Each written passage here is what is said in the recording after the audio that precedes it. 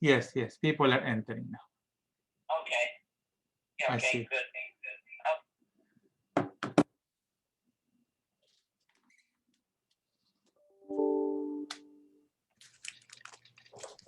Shalom Aleichem, Achi. Shalom, shalom, Cantor Fuchs. Hi, everybody. Hi.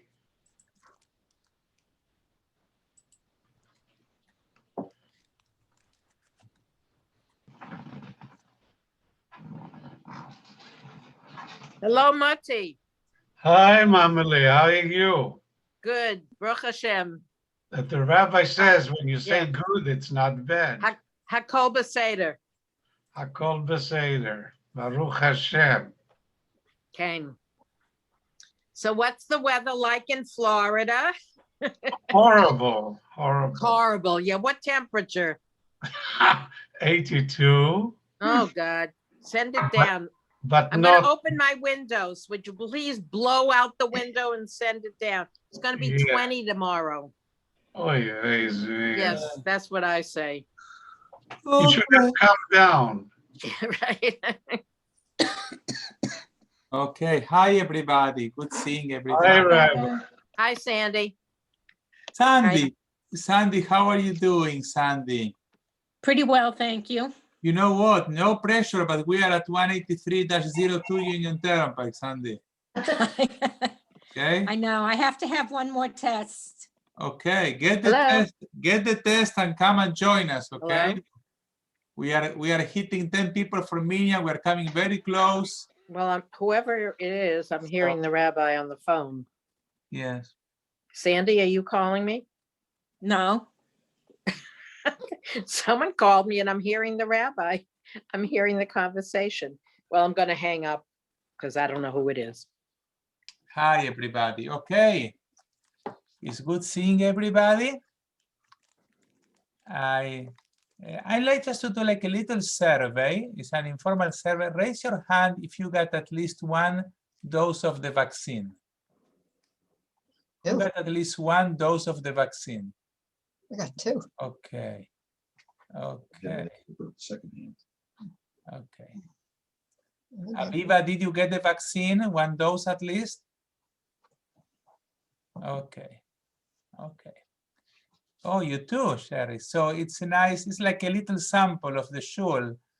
Like almost everybody here got at least one dose of the vaccine. You, Sandy, didn't, not? No, I have to wait for 3 months. The rabbi's Yes. on. Rabbi, I've had this multi-vaccines, and a bunch of us could have made a minyan at the Queen's Baptist Church. We were all there throughout the day getting our vaccine. Praise be the Lord for that. There you go. Okay, let's do some study. I'm very excited today because I have a new class, one that I never taught before to anybody. You are the guinea pigs. It's the first time I'm going to teach this class. And Helene and Norman, you are doing Daf Yomi? You are, okay. So this is a story that was in Daf Yomi. You are muted. This is a story that was in Daf Yomi a few days ago. I like it. We'll give you like a little, Ted, you raise your hand. So I guess it's because of the vaccine. Rabbi, which daf yomi? Talmud daf yomi? Yes, Mishnah? yes, Talmud. Talmud. Yes. So let me give you a little explanation about this this class. I'm slow, but I'm going to get there, okay? I want to say something that happens when I have many thoughts in my mind. So I have been teaching this class this series for 15 years. So I have each class like in a little, like a sheet protector like this in a special folder. I'm very organized, also having to my office. I teach, let's say that I taught a class 12 years ago. So most of you, maybe with the exception of Sandy, were not there in that particular class. So I may choose to recycle it. When I say recycle is, I take that class and I revise the class. I revise the questions, I revise the text. I didn't add the Hebrew. I mean, so I do some work. I add the epilogue, and I have been doing this with you for a few classes. Part of that is because I didn't find new stories, and part of that is because I want to keep upgrading or updating these stories. When I teach a new story like this one, so the story is complete, but it's a work in progress. That means that eventually I'm going to, after the class, I revise the class again. I usually take some time. I have some people checking the English. I was working with this class, took me a long time. So you will see it's a very long story. So I didn't get to revise the English, but I will, okay? So just want you to know that you get to see the process, how I work with some things. It's different than when I teach a book. When I teach, let's say, Talmud, Tractate Sanhedrin, and some of you are in the class, I open the book, I prepare before, hopefully, and then I sometimes send additional text, or the same with the Siddur, to complement what I do, but I start with the text. With the stories with the twist, everything is from scratch. So it is somehow my favorite class, my favorite story is the one that takes me more time to prepare. And you know, we do it together, basically. With your insights, I keep building on the class. So this was a little background before I go into the story, okay? The story, by the way, sometimes is a story. This story is not going to be just a story, it's going to be like an halachic discussion of a situation. It's not just a story, but it's a situation described in Jewish law in the Talmud. First the Mishnah, and then the Gemara, a particular scenario. I need to give you the background, which is very important. I'm going to put it there, but I prefer to give you some background in advance. And the background is something that doesn't take place any longer, and that is the sacrifice of Pesach, or the Pesach sacrifice. You know the story from the Bible, from the Torah. God commanded the children of Israel to separate a lamb, you don't pronounce the B, a lamb, and to slaughter it on the 14th of Nisan, and to take some of the blood and put it on the doorpost, that part you know from the movies. But then they need to eat that lamb. And that lamb is called the Pesach. The word Pesach is that lamb, is that sacrifice, and is being eaten with particular regulations. It needs to be eaten, cannot be boiled, needs to be eaten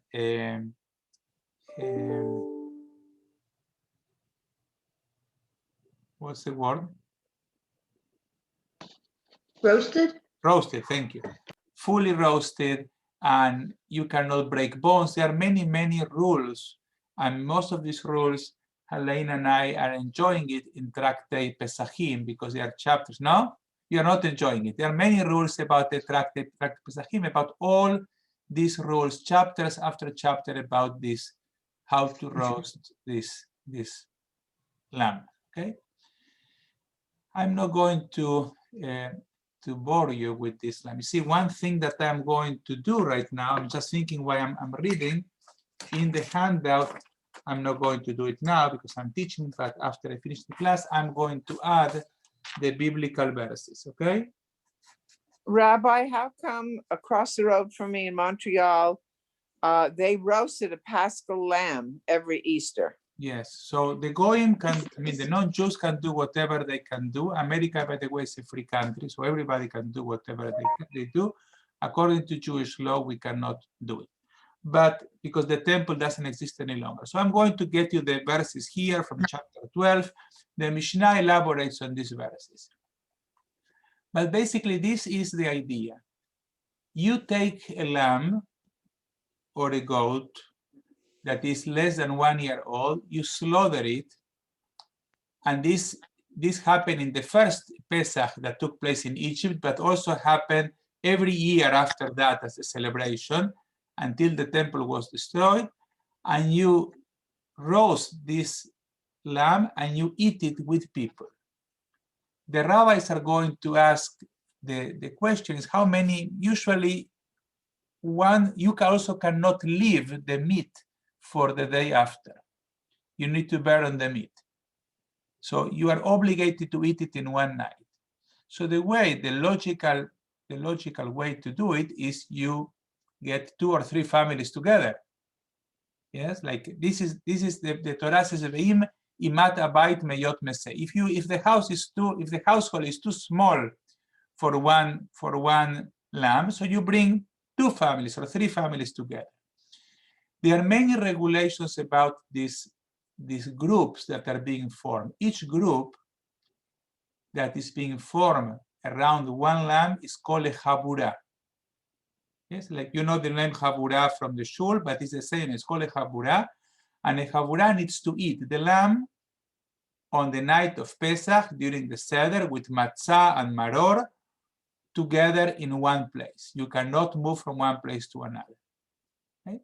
So, but the other thing that you need to know is that before the lamb is slaughtered, the people who are going to eat that from that lamb needs to be adscribed, needs to be like registered for that lamb. So let's say you say Elaine, the Reisners, the Fuchses, and Edna are for this lamb, okay? So basically someone buys the land, everybody puts money, like a Thanksgiving dinner, but a religious one, okay? Once the lamb is slaughtered, let's say at 2 p.m. on the eve of Pesach, this is your group, okay? This is your group. Everybody needs to eat at least a minimum amount of that lamb to fulfill the obligation, which is, let's say, a little piece like this. But of course, if the lamb is big, you eat more, and it's tasty. People like to eat meat. Not everybody, but some people do. So going to be some questions, for example, can someone have a lamb for himself? Yes? Maimonides is going to ask the question, the Talmud is going to ask the question also. What about women? Can women, how do you count women? How do you count children? How do you count slaves? They used to have slaves. Can you slaughter a slave only for women or only for children? Okay? What if someone is sick and cannot eat? What if someone dies after the slaughtering but before the eating? What if he was the only owner? What happened? All these questions are in Tractate Pesachim. Helene can tell you how entertained this is going to be. Our Mishnah is going to address the following scenario, which is a very common scenario that doesn't apply only to Pesach, and that is one person was registered to be part of the group, and he brings a friend. See, there is nothing new under the sun. Yes, he brings a friend. So this is going to be our situation here, okay? I'm going to show you a few Maimonides. I'm going to ask you a few questions, and we are going to go straight into our story. Any questions you have for me? Yes, Sela. What happens if people are vegetarians? Yes, so people are, in the Talmud, I don't think they were vegetarians, people, but if they were vegetarians, they were obligated to eat a little piece of that meat. They couldn't Well, unless they were sick. So if they say, I'm sick because eating makes me sick, then you don't eat. But if you are healthy, you need to eat.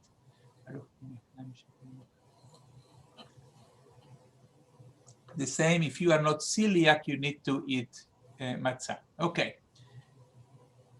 I'm going to share the screen. Okay. The story is long, but it's not difficult. Okay.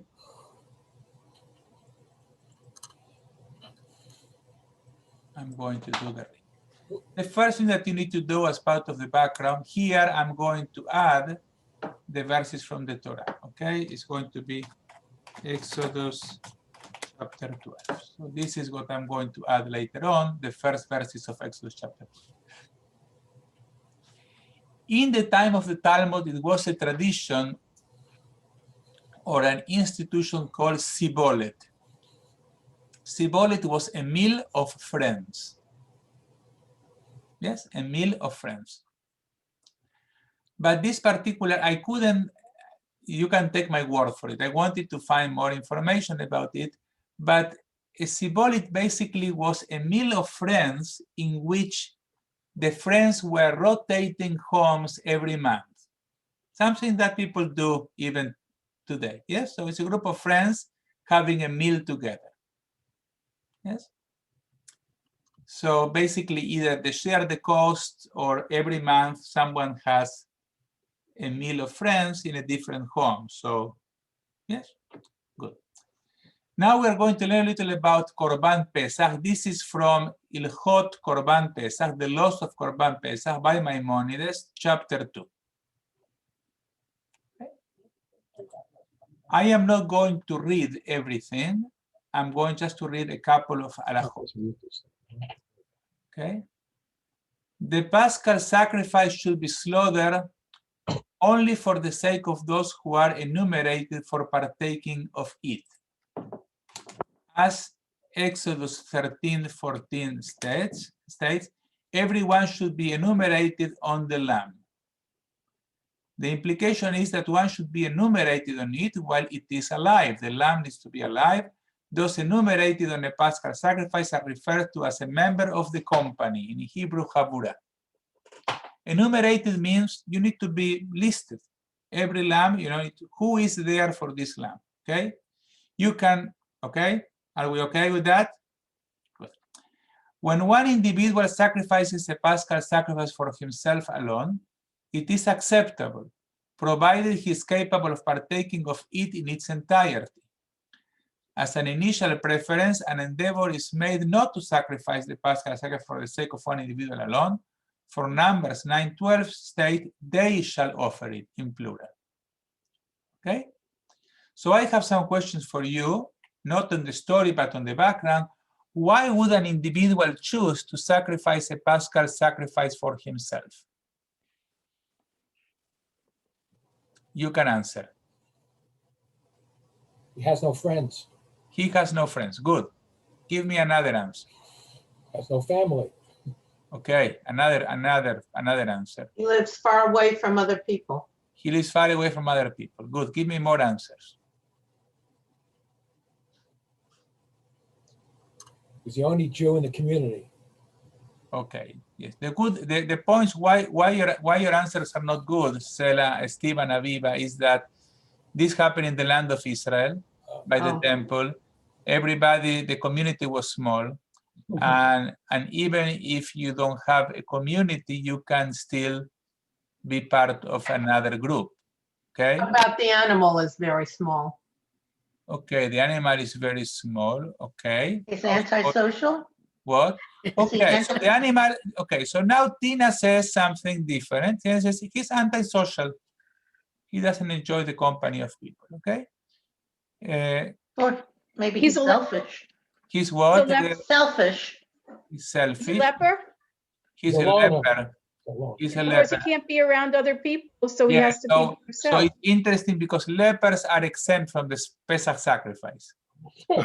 But it's good. This you will learn in one of Okay. the chapters. Yes, but it's a good guess. Or he has an illness where he can't be around other people. Yeah. So So in general, someone who is ill should, is exempt from partaking of the. But let's say that he has a reason. Yes, so he can, like it's a virus or like a COVID-19. Okay, I take it. What else? Okay, let's leave it here. Okay, good answers. More questions. Besides the technical explanation based on Numbers 9:12, what could be another reason for an individual not to sacrifice a Paschal sacrifice for himself?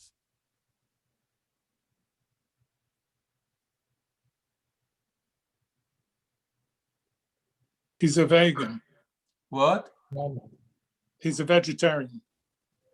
What could be a reason, Monty, for someone not to sacrifice on himself? Perhaps he doesn't know the correct way of Okay, you are answering the previous question, both Monty and Aviva. First of all, the lamb was sacrificed in the temple. He didn't need to sacrifice. The temple was sacrificed for him. Oh.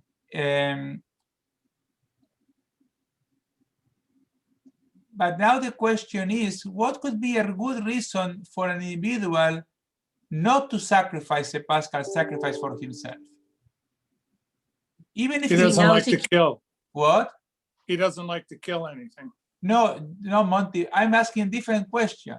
Oh, You are answering why he wants to choose to be on himself. I am asking a different question now. What could be a good reason not to be on himself on the sacrifice? To be part of the Because he knows he community. can't eat that much. Because he cannot eat all of it, so he cannot throw the meat. Right. Stephen, To be part of the community. to be part of a community. Yes. So one is I don't want to throw the meat. The other is to be part of a community. Yes, you can do it on your own, but it's better that you are part of a community. Okay, and I'm asking this question because there is an assumption. Let me stop sharing, okay?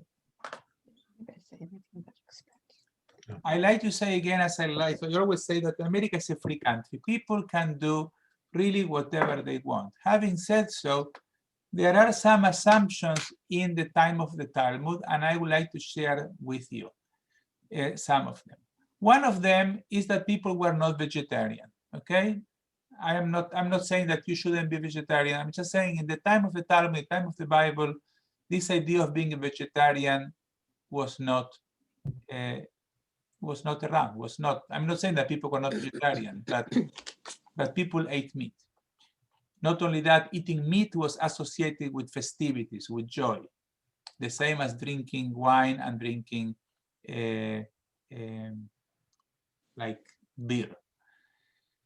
The other thing is that people lived in community, and being together with other people was considered something desirable. Okay? It's not only 2,000 years ago. In Argentina, I will tell you a story. I love stories, but when I was in Roanoke, Virginia, I was very new, only 6 months, and I did something crazy. I was with Sylvia.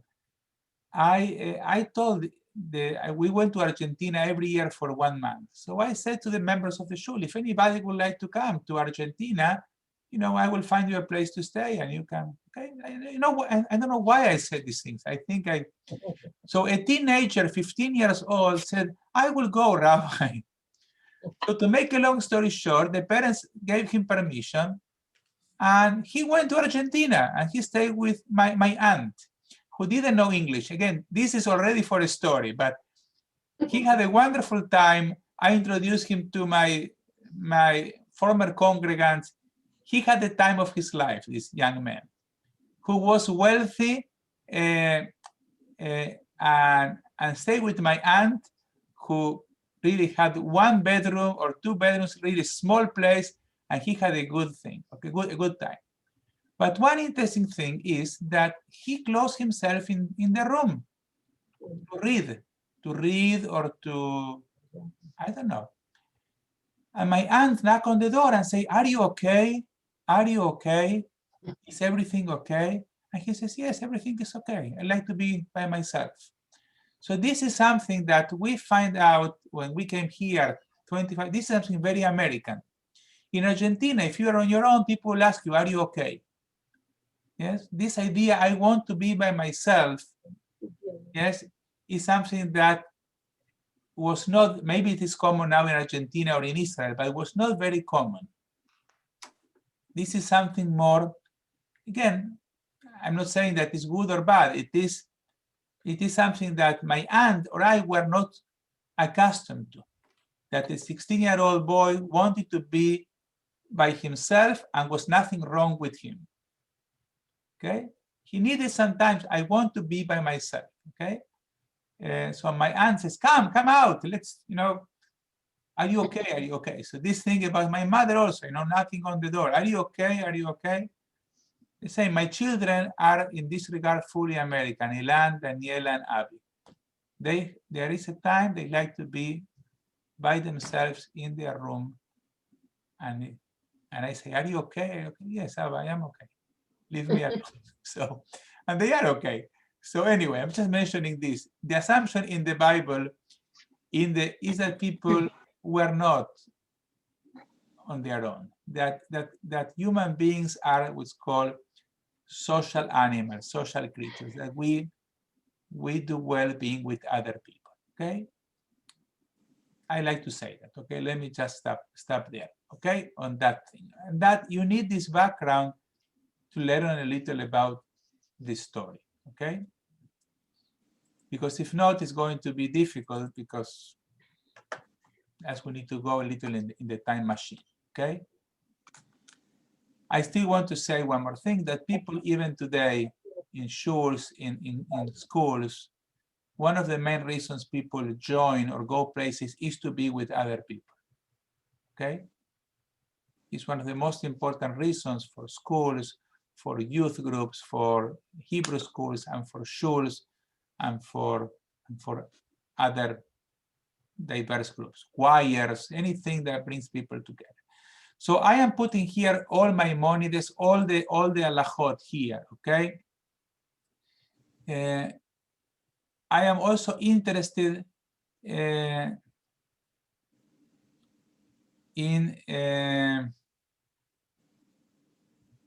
let me look at this halacha. To what extent can people be enumerated on a Paschal sacrifice until there is an olive-sized portion for each one? Like if you have one animal, you cannot put 2,000 people on that animal, because everybody would not be able to eat an olive size, and an olive is not just a little olive, but it's like a piece of meat.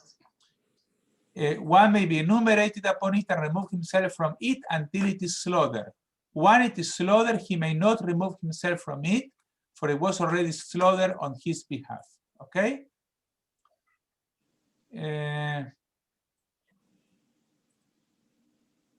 The following rules applies when some people were enumerated on a sacrificial animal, and others came and enumerated themselves on the same animal. If there is an olive-sized portion for the first, they may partake of it, and they are not exempt from bringing a second Pesach sacrifice. The later ones who were added until there was not an olive-sized portion for each person should not partake of it and are obligated to offer a second Pesach sacrifice. We have something called Pesach Sheni, and it's a replacement sacrifice for those who couldn't do the first one. So let's say that you remember the last minute that you needed a group, and they were the Reisners and the Perezes having a sacrifice, and you can say, hey guys, can our family join you? So if there is enough for each person, that is a possibility. If not, they cannot. They need to be deferred. Okay? Now, again, I'm not going to compare situations, as Helene said, but maybe you can compare when someone calls the day of the Pesach Seder at 4 p.m. and says, Rabbi, is there room for 10 people? We like to join. Okay? I don't know if you know these scenarios, not that they happen at Hillcrest, okay? But you know what I'm talking about, okay? Yeah. Okay, now we're going to go to our story. I have half an hour, and I'm going to read it, and I'm going to ask Shari Reisner to read, okay? It's a long reading, but go slowly. I'm going to move the page, okay? Start with Mishnah? Yes, Mishnah and Okay. everything. Keep going. Okay. If one who is registered for a Paschal lamb unilaterally registers another person with him in his portion of the Paschal lamb. Other members of his group are permitted to give him, for example, one who included the additional person, I'm sorry. only his portion, which was originally allotted to him. And he, the additional person, is from his portion, for example, the portion of he who added him. And they, the other members of the group, from theirs. This is because they did not agree to the inclusion of the additional person. Thank you, Sherry. Sherry, I love you to read, but you need to turn off your iPad because it's giving us an echo. Turn off what? You have an iPad also. You have an iPad and you have two devices on, yes? Yes. So can you turn off one of them? Why? Because you don't have to, but when you read, it gives us an echo. No, I have the audio off. Okay. Let's give Audio it is off on my iPad. Okay, try it, Gemara. Let's go. So that's somebody else's then. It's not mine. Okay, if My- you my- are not my- reading, if you are not reading, mute yourself, please. Go ahead, Sherry. Okay. Mara, dilemma was raised before the sages. If there is among the members of a group, one of them who has fine hands, a euphemism, one who always hastens to take a large quantity of food. If you mute Have to yourself, mute. if you are not reading, please. Yeah. Who always hastens to take a large quantity of food, what is the halacha concerning whether they can say to him, take your allotted portion to eat and leave. Don't take any more from the other members' portions. We say he can say to them, you accepted me in the group without preconditions. You therefore have no right to limit how much I can take now. Perhaps can say to him, when we accepted you, it was only for the preparation of the offering. We did not accept you with the understanding that you would eat considerably more than us. Okay, that's the euphemism is called a person with fine hands. Yes, it's a person who eats more than anybody else, okay? So the question is, can you tell the person, here is your portion and go? Yes, we accepted you to eat your portion, not to eat the portion of 10 people, okay? That's a question the Gemara is asking, okay? Let's see some resolutions. Go, Sherry. Come and hear a resolution to the dilemma from what we learned in the Mishnah. One who registered for a Paschal lamb registers other people with him in his portion. Other members of the group are permitted to give him only his portion.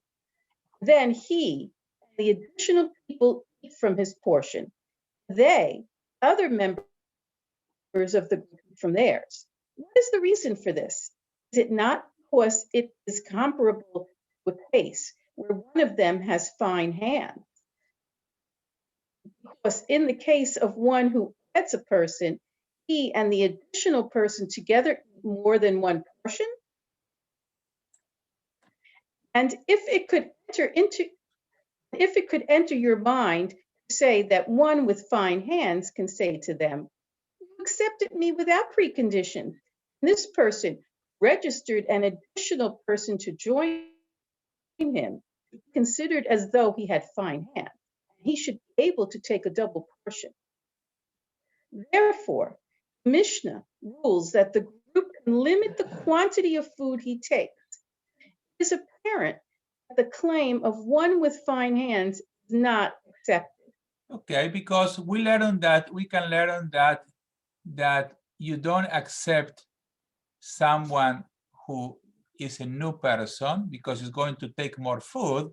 So the same logic we can learn from that you don't accept someone with fine hands because also takes more food. But the Gemara is going to reject the proof. Sherry, read one more paragraph, please. Gemara rejects this proof. They say, no, comparison should not be drawn.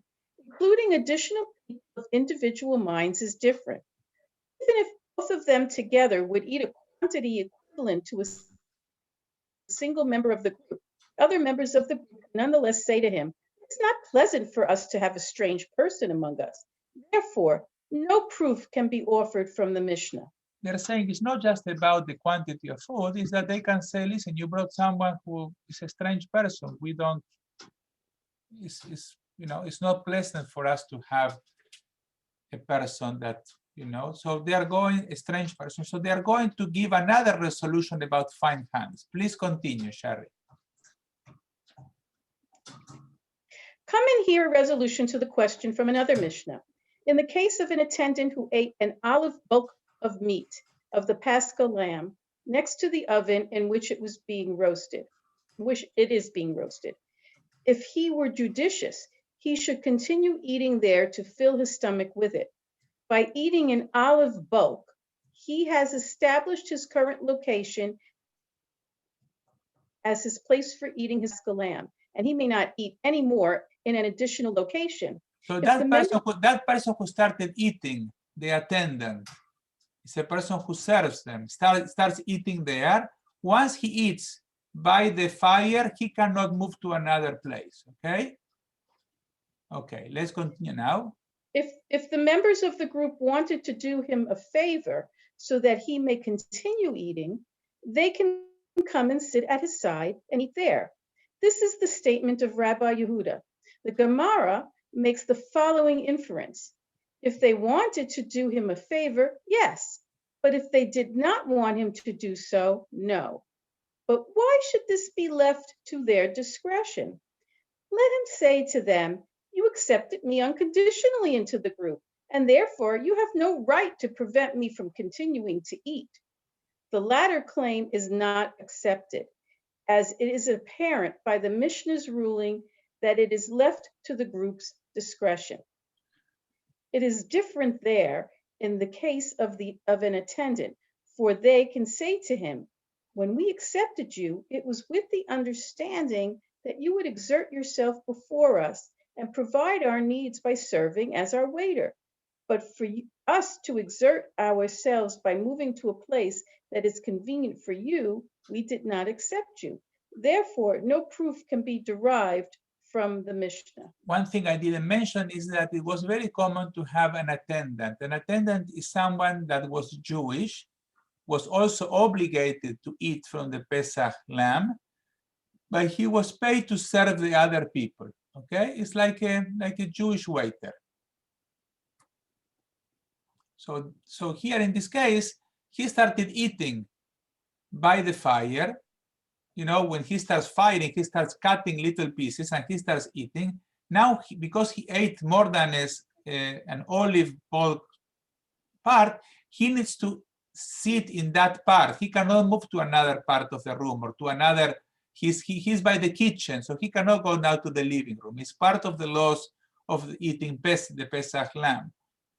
So now he is stuck because they are going to take the meat to the living room, so he cannot eat there.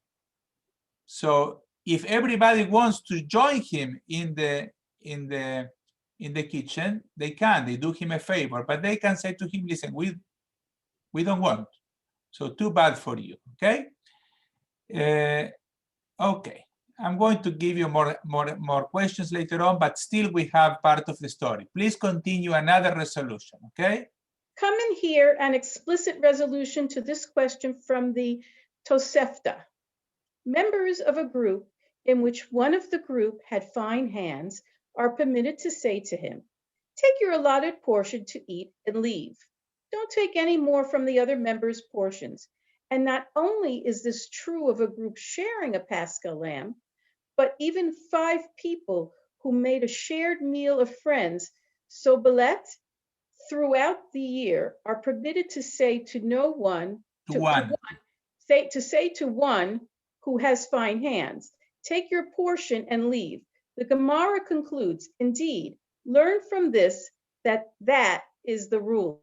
So the ruling, the halacha is, the Gemara one second, Shari, the halacha from here already we know is that not only in the Pesach lamb, but in a group of friends, people are allowed to say to someone who is, has fine hands, is a glutton, you say glutton? Glutton? Yes. Take your share and leave, okay? The Gemara continue. The Gemara discusses the text of the Tosefta, what new ruling is introduced by the expression? And not only, the Tosefta is speaking, employing the style of, there is no need. The Gemara explains, there is no need to state this rule in the case of a group sharing a Paschal lamb, since they have a strong claim, as they can say to him, when we accepted you, it was only for the preparation of the offering. It is therefore immediately understood that the group retains a right to limit the size of the portion he takes. Rather, the Tosefta emphasizes that even with regard to a shared friendly meal, which is for the sake of companionship only, they are permitted to say to him, take your portion and leave. Okay, we're almost done. It's a long story. Go ahead, Sherry. There are those who say, There are those who say that this question concerning what a group may say to a member who has fine hands is not our dilemma. Rather, this is our dilemma. Are members of a group permitted to divide up into smaller separate groups? Or are they not allowed to divide up if there is no special reason to do so? So I want to explain what is the situation. Now you have a group of 6 people or 7 people. Can they divide into a separate group? Now you will see here that that's not the issue. Here is not let's divide 3 and 3 or 4 and 4 or 10 and 10. The question is, can they divide in separate groups of 5 and 1? Yes? That will be the question. You will see very soon. Please continue. Come in here, resolution. Members of a group in which one of them had fine hands are permitted to say to him, take your portion and leave, which is equivalent to instructing him to form his own group, albeit of only one person. This indicates that only if his hands are fine, yes, they may divide into separate groups. But if his hands are not fine, no, they may not. The Gemara concludes, indeed, learn from this that they are not allowed to divide up into separate groups for no reason. Okay, thank you, Sharon. You're welcome. Long story. And I'm going to ask you, it's not difficult, you will see. I'm going to ask you some questions and you will get was not difficult, like we lost already someone, I don't know. Okay, first question is, why would someone bring an unannounced guest to a seder? Why would someone bring, you need to participate now. Why would someone bring an unannounced guest to a seder? Yes, Sandy. Maybe that person was alone and had no family and no other friends. Okay, good. Give me your answers. Yes, Helene. The person forgot to register. The person forgot to register. Good. Another answer, give me. You have an out-of-town visitor. What? You have an out-of-town visitor or relative. Came from out of town. You have an out-of-town visitor. Okay. Unexpected. Their original plans were changed. They thought they had a place and then they found out they didn't. Okay. Okay, what happened, Deborah, if you are invited to a seder and to Manny's home? Manny was here, and your cousin from Alabama comes. Would you take that your cousin from Alabama without calling or not? No. I call first. No, why? If the plans change. But I don't know if Okay. I don't know how large Manny's group is. Okay. They may not have enough chairs. Okay, I'm going to ask that question next, but let me go back to the first question. Yes, Sela. Well, why is there the saying, all who are hungry may come in? Yes, it's good. So this is part of the Pesach Seder. Yes, and we can ask the question. Okay, what does it mean practically? Okay, What does it mean practically? Sela, did any come when you say did any come from outside to the street to your home when you say that? Is But are you supposed to cook? Are you supposed to cook extra for this holiday? Okay. Let's leave it for now here. It's a good question, but I have more questions. If you have your phone ringing, just mute yourself for a minute. It's very easy. It's at the bottom left of your screen. Mute okay, yourself. I'll come to the door. Give me some time to get there. Okay. I'm going to mute Natalie.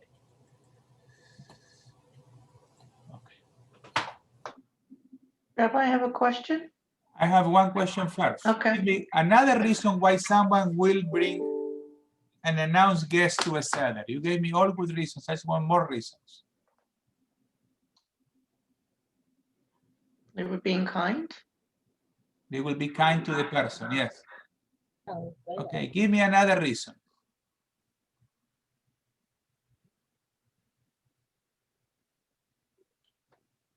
Yes, Monty. Monty, you want to say something? No. Okay, yes, Sela. Maybe this is an unliked person, and they felt guilty not having them, so they brought them, and everybody had to hold themselves. That's all. Okay, out of guilt. Okay, give me another reason. Okay, there was the person next door was all alone, living alone, and wasn't right for Passover, so next door neighbor invited. So you are giving me reasons, but I would guess, and please tell me if I am wrong. Let's say, Stephen, that the Strausses invite you to a Seder. Yes, you would not get your next door neighbor who is alone and bring him to the Strausses without letting him know, correct? Right. Right. Even though he is alone, correct? Yes. Okay, so now let me ask you again, give me another reason why someone will do such a thing.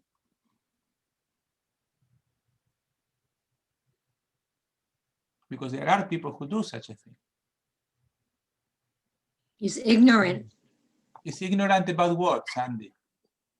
about custom and what is polite. Yes, thank you, Sandy. Okay, good. Yes, so let me say what Sandy said and give another answer because I want to move on. Sandy says that he's ignorant about what is correct, okay? The person doesn't know how to read situations, yes? The person is ignorant in the fact that you don't do such a thing, okay? The person, you are not ignorant, but there are some people who are not. Give me just one second, please, 1 second. Todo bien, Elana? I'm teaching. Okay, you can take the car. I don't need the car today, okay? Love you, bye. Rabbi, Yes. the communication in old times, in those times, were not as today. It wasn't pick up the phone and call. I know. So if somebody is put in a situation that they see a needy person that is by themselves, and the choice is between him not having a Pesach Seder or between feeling free bringing him to your brother or child to the parents, and maybe they assume that Yes. that person will be welcome. That it couldn't be a problem. Yes, yes. So it's a good reason. I give it also. But let me just talk among all the reasons that you gave, which are good. But I would say good, but not enough for you to do them, as I'm going to show you in a minute. Another reason that you didn't give is that the person has chutzpah. The person has nerve. The person really doesn't read situations. The person is not considerate. These are also reasons why someone will do that, okay? And people do that, people do it all the time. Yes, Tina.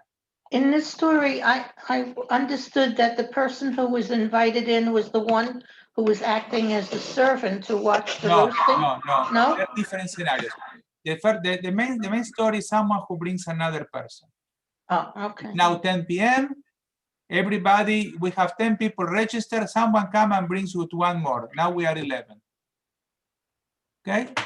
So with the first statement is that we give him the portion, and you say this is your portion for you and your friends. Okay. You can leave, or another version, you split this portion. It's not that we split among 11. You split your portion among 2. Okay. We're going to leave it here, but now let me ask you another question. What could be the problem about someone bringing an unannounced guest to a seder? Yes, Sherry. There might not be enough food if. There may not be enough food. Yes. No, there'd be enough food. There'd be enough food because he's sharing the portion. So it's not the food Okay. issue. There may not be a seat for him. Okay, so in the case that he said, but I'm talking today, like in Seder, if you bring 2 people to my Seder, I am not going to say, okay, you can bring them, Steve, but you give them half of your portion. May not be enough food for everybody. It's like 10 people coming to the Seder of the shul, last minute with you, when you order for 50 people, now you have 60. So you don't have enough room at the table.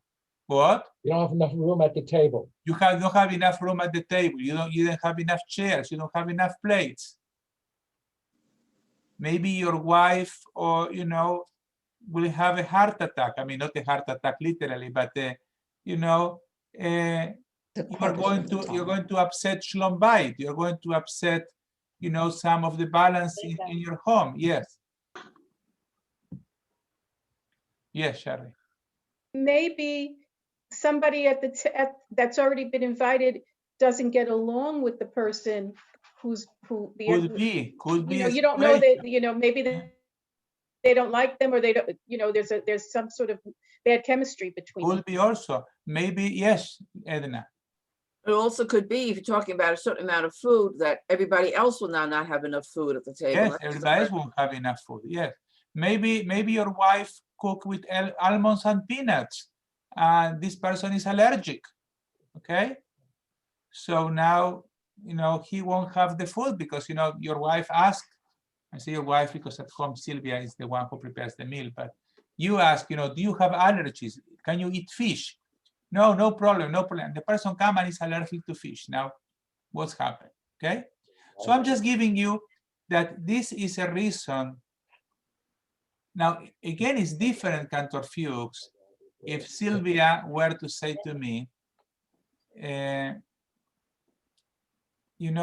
always leave 2 places, go to shul. If you find 2 people who need a place, bring them home. Or if that is their agreement between a husband and a wife. But usually would not be the case, usually I would say, for you to go to a home that is not your own home and bring someone else. Okay, without even picking up the phone and letting them know. And I understand, Cantor Fuchs, that in the time of the Bible didn't have a phone. But you agree with me that will be strange today, even for very kind people like us. Yes, like if I'm inviting to the Reisners for a Saturday night for a dinner, to go and bring, my brother and his wife. I will tell you, I always make 3 different main courses, and there's always, when I cook, which I haven't done in 4 months, I always make 3 different main courses. Okay. Yes. And there's always extra food. Excellent. It's good to know. Yes, Moti. I'm talking about the ancient times. Yes. Somebody might be meeting somebody on the street, yeah, and there is a situation that the person needs to go somewhere and has no place. Yeah. In that case, there is a dilemma. What do? You leave the person hungry, or you bring them, and also the closeness. It could be one of your children. Okay. And they feel comfortable that Abba and Ima will not say no. Yes. But it's an assumption. Yes. And I say that this was also the case in the Mishnah. Someone brought another person. Okay. So now let me move to a different scenario. have you met or encountered people? Have you encountered people with fine hands? People who, yes, Edna. You're not talking about the kiddush we used to have at Hillcrest, No, are you? God forbid, God forbid, yes. And why do you think some individuals have fine hands?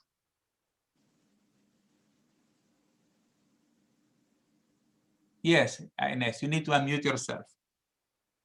Because maybe they lived through the Depression years, Okay. the 1929 and 1930, and there wasn't enough to eat. I remember Okay. my dad saying, we sat on the curb and we had a baked potato. That was dinner.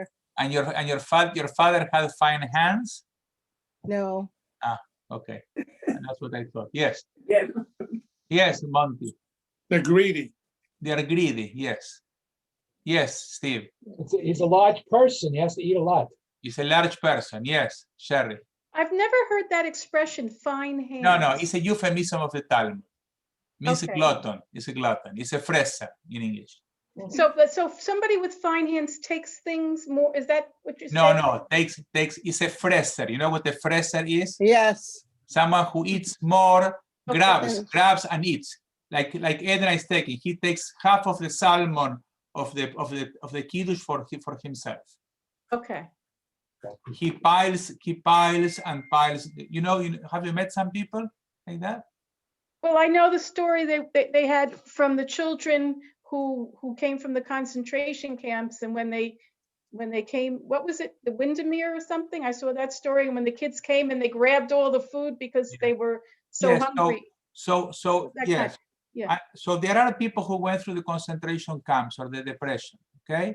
Besides the people who went to concentration camps and the depression, do you know people who didn't go through the concentration camps and the depression, who, when they go to the kiddush table or to a situation, they grab more than everybody else, whatever that more will be? Do you know these people? Have you encountered one person like this in your life or not?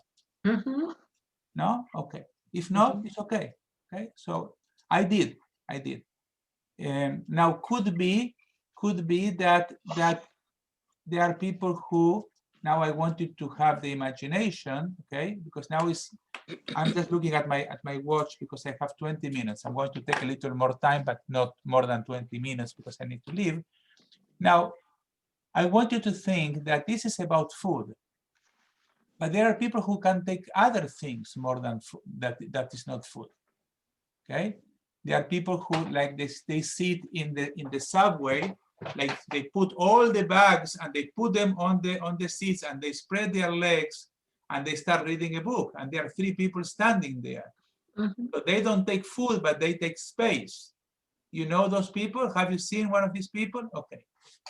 Have you seen some people who they take the time of a conversation? They monopolize a conversation. They monopolize a speaker. Yes. They grab, they take.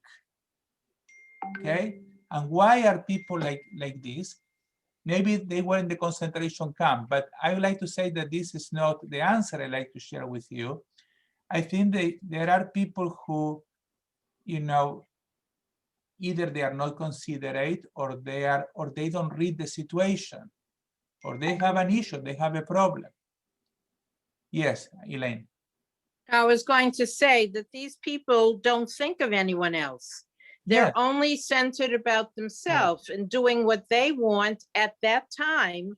And it doesn't make any difference to them that there are 3 people and one of being a pregnant woman standing in front of them. Now, I want to say that some people are really mean and they don't give a hoot about anybody else, but there are some other people who maybe intrinsically are nice people. They just go and they see the lax on the table of the kiddush and they just grab, you know, 5 servings of lox when there is one for everybody. Now it's not written on the lox, take only 10 ounces a person. There is an understanding, yes? There is an understanding. Rabbi? Yes. It's Natalie. I remember going to Shul Kiddush, not in the Jewish center, but elsewhere. And we used to comment that one of the gentlemen there had his pockets lined with bags. Yeah. And when you passed by his house, the back of his house looked like a hoarding junkyard. Yes, let me interrupt you, Natalie, because I need to move on. So I like just to, because I want all of us to learn from this story. So this story is not about the exception. It's not about the Holocaust survivor who is a child and came from Auschwitz straight to the home and is taking. This story is not about that. This story is not about someone who is a hoarder and puts the food and the tuna in his pocket. Okay? This is about the average person that you may know, that is, as I say, an average person, and he doesn't read the room, he doesn't read the situation, he's not considerate. He will bring guests uninvited when he goes to, hey, I brought Shloime, come. Manes is so nice, he likes to have people here over. I'm talking about that place, that case scenario. Okay, this is the case scenario that the Talmud is talking about. Okay, this is the case scenario that I like just to bring, because it's going to help us. Because we are not Holocaust survivors that we are going to eat the day after Auschwitz was liberated. And most of us, we do not put tuna and bagels in our pockets, you know, and are hoarders. Most of us are nice people who sometimes we sit with the, you know, with the feet like this and put the bags, monopolize the conversation, take more time, take more space, take more food, take more attention, take more questions, whatever that more will be. And I think this is, at the end of the story, what the story is about. Okay, so again, once it happened that the person came to Hillcrest on the first night of Pesach and was a guest, and we were only 9 people, 10 people in the Faircraft Chapel, and the person came and I say, hi, I came for the Pesach Seder, I signed up for the Pesach Seder. The person made a mistake and came to the first Seder not knowing that was the second Seder. So now I realize that the person who is already there would not have a place to go for Pesach, and I did something that usually I don't do, and I say, please come and join us at home. And Sylvia, of course, who understood the situation as well, put another plate and was enough food and was enough meat, and we had a wonderful Pesach, and that nice lady still is in touch with me and remembers when I brought her home on that day. It was not an issue of money, it was an honest mistake, okay? This is different from me than grabbing people and bringing them to Sherry's home and say, come, Sherry has good food, okay? And you invited a group of 4 couples and you invited me, and then I bring someone who maybe has nothing to do with that group just because. You know what I'm saying? I think this is the story about, yes. But if that would have happened and you were coming to my house the first night, yeah, and that person came and you brought that person, yeah, it would have been okay. I know.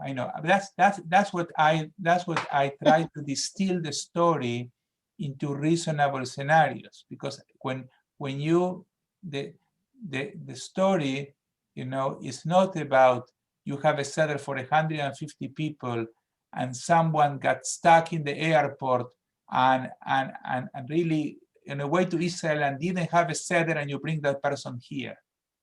We are talking about the people who call at 5 p.m. every Pesach Eve, when you have a Seder every year, to say, hi, can I come 4 of us? I'm talking about these people. Or the people who are in a conversation of 10 friends, if you can divide the time, they take 80% of the conversation and don't let anybody else put a word there. Okay? I hope you can get the idea, because it's going somewhere. Yes, Tina. I was going to say, I think part of it is upbringing, where, parents should teach, hopefully they know, and should teach their children who grew up to adults to be people who have manners and think properly. But the other thing is also, if you know this person, pull them aside at the Kiddush and say, Okay. this is not the right thing to do. Or you teach a class. Yes, we're going to come to that. Yes. Okay, I have two more questions and then I need to close. At the end of our story, of our Gemara today, they talk about a group of people who want to separate and leave an individual alone, even if he doesn't have fine hands. So the question is, why would a group want to separate and leave an individual alone if he or she doesn't have fine hands? Edna, Uncle Rose. This is a person who doesn't have fine hands. It's normal. Yes, Sherry. I think from what reading it was because he ate by the fire and they didn't want to sit at the fire. No, this is a separate story. This is at the end. Okay, then I don't They know. say that if you are not allowed to separate a group and leave one individual alone if he doesn't have fine hands. Why would someone do such a thing? Ooh. Yes, Helene. The person isn't sociable, is talking poorly about other people, doesn't fit in with the group, they don't like him. They don't like him, yes. Doesn't join the shul too early or too late. Is not part of our group, yes. He doesn't have fine hands. He doesn't spread his legs, yes. He doesn't take too much of the conversation. He's not a grabber. He's not a fresser. And the Gemara tells us that they are not allowed to form two groups, one of 5 and one of 1, and leave him alone. But my point is that people do such a thing. They do it in schools, They all sit around the table and comes one with the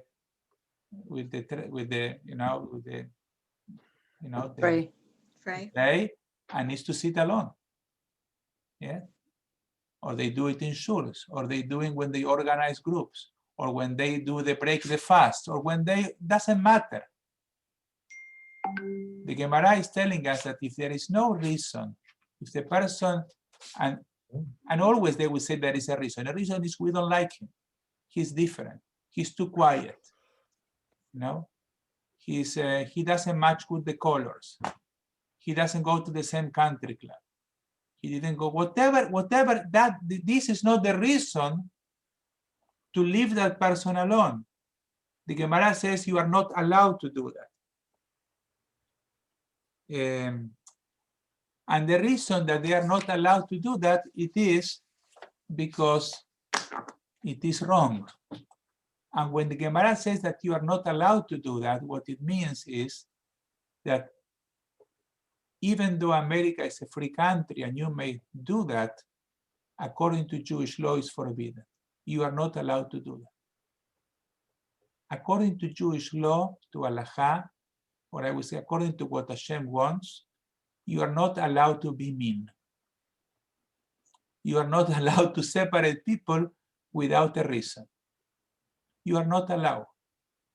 When someone comes, with the tray and the kiddush, even though we don't enforce it, you are not allowed to let the person standing and sit by himself. You are not allowed. You are not allowed to close yourself and leave someone who doesn't have friends for no reason to leave that person alone.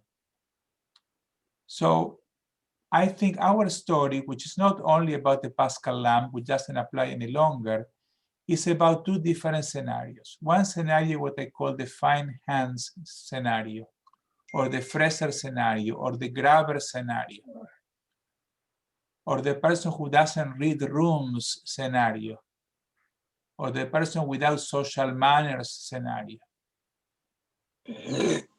And the twist for that scenario is, if you realize by yourself or other people tell you, you have fine hands, start changing fast before you end without friends eating alone. The Gemara is saying that if you have someone who has fine hands, who is a grabber, you do not need to tolerate that person in your company. You can say to that person, you know, you have fine hands. Either you change or you take your portion. We are not going to starve you. Take your portion and eat on your own. But here is translated in our scenario, in our society, that people who are fressers and grabbers, people don't enjoy their company. People don't want them nearby. And if you are a grabber of conversation, a grabber of space, a grabber of room, a grabber of food, people will gravitate outside of you. And the Gemara says that they will be right, because nobody wants to be in a company of a grabber or a fresser or a fine hands person. And if you know that you have fine hands, or someone tells you, then it's important that you change, that you do what you have to do to be different. And the other part of the Gemara, the other lesson here is that to exclude people without a reason is wrong and forbidden. And when you have a reason, you know, as we discussed before, you know, that may be a case scenario you may want to consider. But without a reason, it's not something you can do. Because after all, everybody in this world, or most people in this world, they want to be with other people. And you are not allowed to deprive someone from that, I would say, essential right to be a person in a community and to have other people. Okay, I always tell the story that when we have a new person joining the shul, I mentioned this to mention to the shul and says, this person come and wants to make friends. And that person says, Rabbi, I already have my friends. Okay, I already have my friends. So I said, you know, A, you can have one more friend, it's not going to hurt you. And B, if everybody have their friends already, where is this person going to go?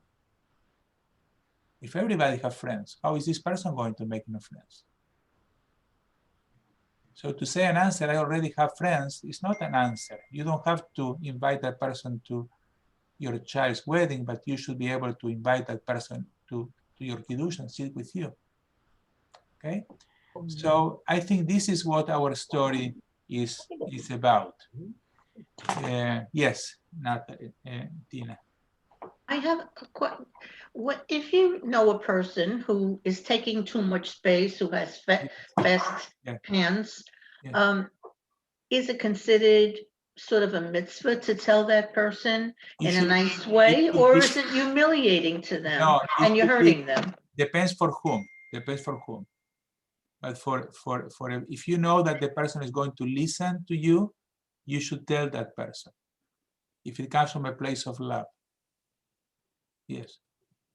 Or the rabbi, for example, from a place of love. But if you know that the person is not going to listen, the person is going to hit himself or herself to the wall, because that's what's going to happen.